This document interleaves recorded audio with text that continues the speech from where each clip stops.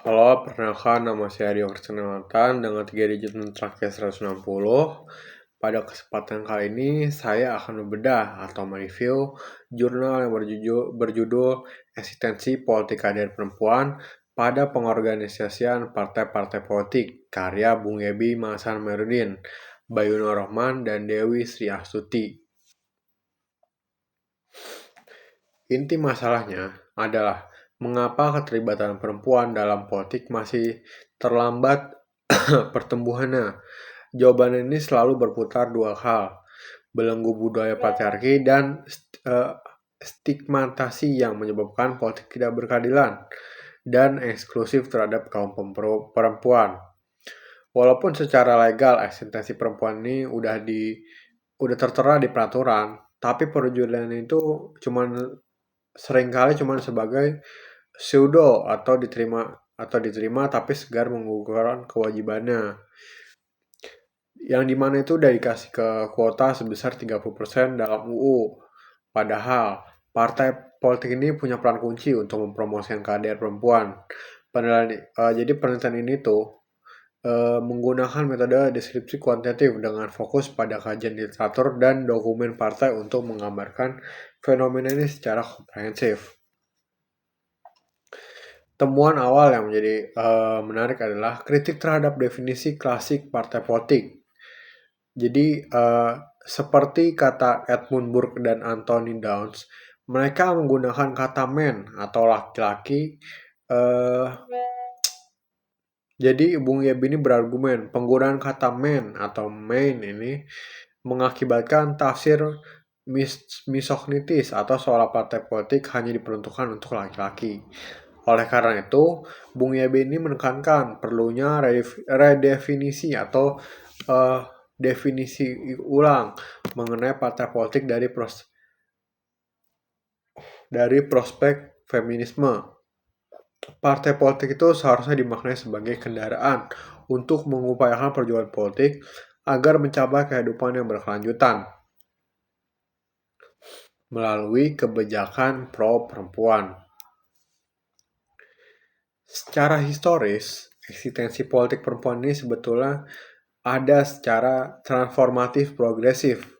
Kita punya bukti kuat dari tokoh penguasa perempuan era kerajaan pahlawan, kemerdekaan seperti Cut Nandien dan R.A.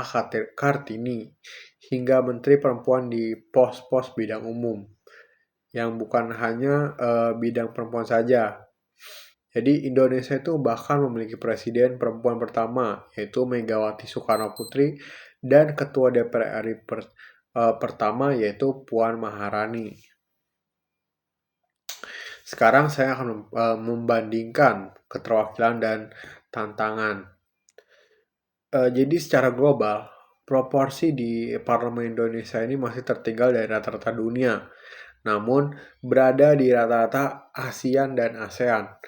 Data pemilu pada tahun 1999 hingga tahun 2019 menunjukkan jumlah perempuan di DPR RI ini terus meningkat dari 8,8% pada tahun 1999 hingga 20,87% pada tahun 2019.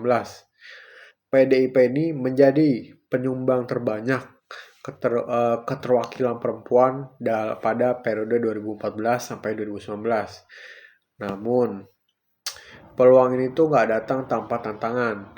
Bung Yeb ini memberikan 5 faktor utama yang menghambat karir perempuan.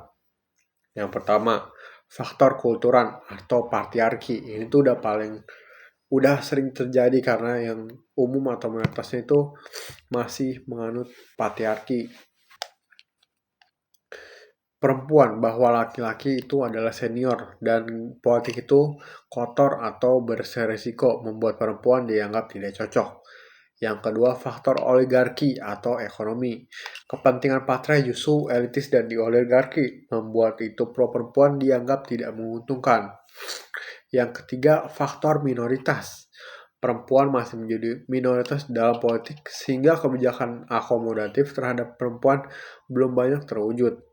Yang keempat, faktor relasi atau jaringan. Sulitnya menjalin relasi dan membentuk jaringan yang menguntungkan proyeksi kebijakan berbasis gender. Faktor yang kelima, ada faktor struktural. Kebijakan afirmasi hanya untuk mengisi kuota tanpa memperhatikan kualitas. Ditambah hambatan pribadi seperti keluarga atau emosional. Nah, selanjutnya studi ini itu memberikan kontribusi penting bahwa perjuangan perempuan adalah aksi kesadaran kolektif yang transformatif, mengingat hambatan patriarki yang membudaya itu kita harus mengawal proses ini. Jadi gimana sih cara untuk paling efektif untuk melawan 5 faktor tantangan yang ada ini?